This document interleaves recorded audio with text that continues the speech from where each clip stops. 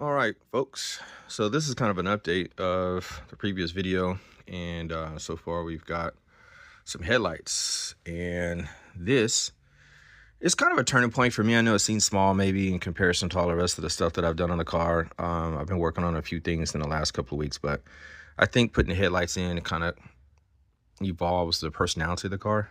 Um, it's like you have eye sockets. You know what I mean? So, and it was quite a bit of work, as you guys saw that in the other video. I had to figure out like how to get the housing on the light bulb itself.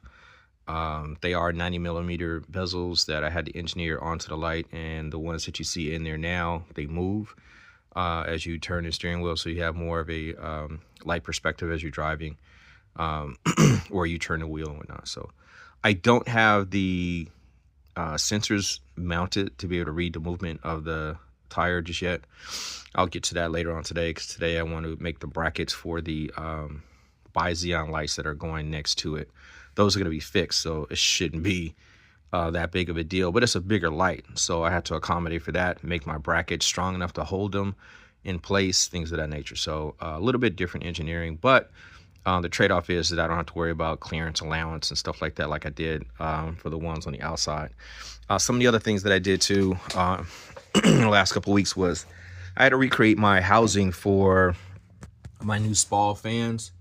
The original ones put out like 800 and something CFM, which is basically the velocity of air that is sucked out of a particular area, whatever.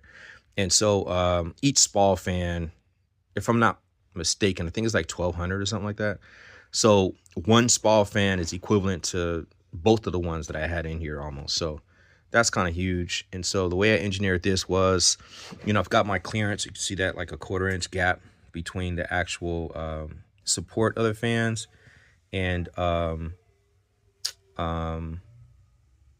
contact for the actual radiator. So the thing is I'm going to be putting some heat shielding underneath here. Top side is going to be carbon. It is sandwiched between fiberglass right now on a foam core, so it's a lightweight.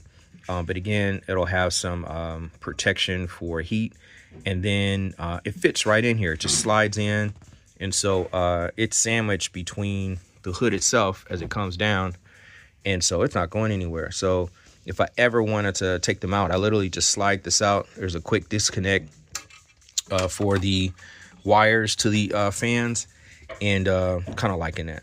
So kind of like, I like how that came out. There's another heat shielding too that goes right in front of it to protect the inner cabin from getting heat and stuff